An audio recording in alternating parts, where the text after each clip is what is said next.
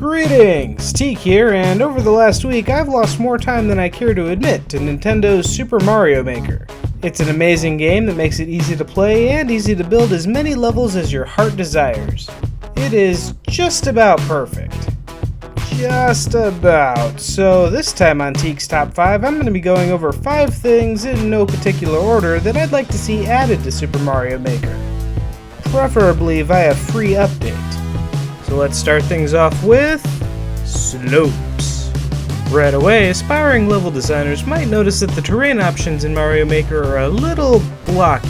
You can make a lot of steps, but you can't make any slope surfaces, which denies us one of the coolest features in Mario, sliding down a hill full of enemies.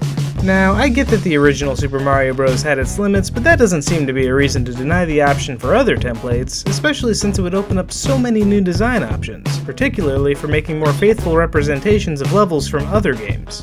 Which brings me to more amiibo sprites.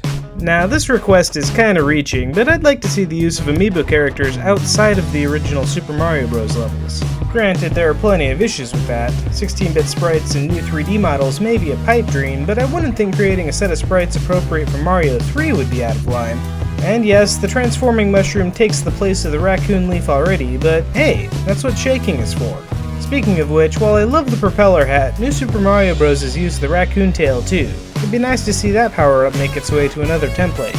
Maybe even get some Tanuki action going as well. And while we're on the subject of power-ups, context-sensitive question blocks. Call me old-fashioned, but when you're small Mario, your first power-up should always be a mushroom. Sure, it's okay to skip a step on occasion, but for that authentic Mario experience, the cooler power-ups should only be available if it's Super Mario hitting the block, not regular old Mario.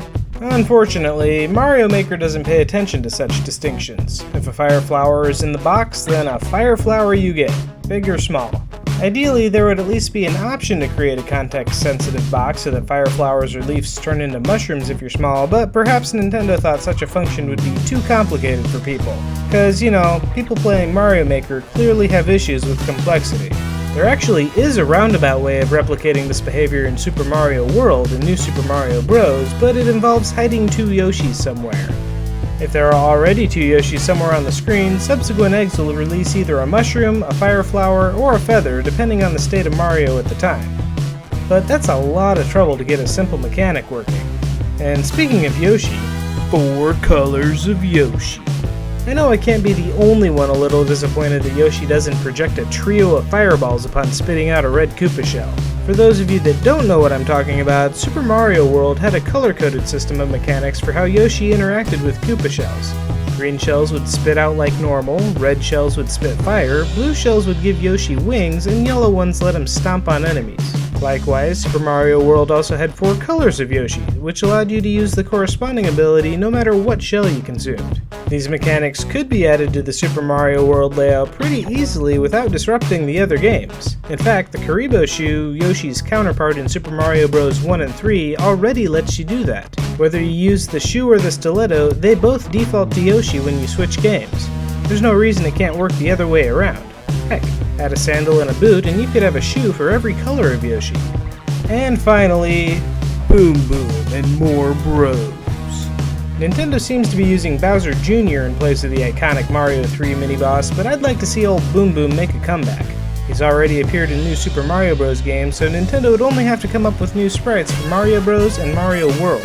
Of course, if they really wanted to get ambitious, they could bring the boomerang-throwing pom-pom into the mix as well. And if Boom Boom doesn't fit well with the Super Mario World aesthetic, there's a whole range of sports-based Koopas that are still sitting on the bench, their rightful places now held by Hammer Bros. Speaking of which, how come you can't shake a Hammer Bro into a Boomerang Bro? And on top of that, am I the only one that's tried to feed a fire flower to the Hammer Bro hoping to turn him into a Fire Bro? It works with the mushroom. There are a lot of enemies out there that didn't make the cut for this game that probably deserve another shot. Now, Nintendo has said there aren't any plans for Mario Maker DLC, but they've said that sort of thing in other games. I hope they change their mind and release a few updates to keep people interested in building. So what sort of features would you like to see added to Mario Maker? Let me know in the comments. If you like this video, check out the rest of my channel, and if you like my channel, maybe hit that subscribe button. Otherwise, have a great week and keep on building!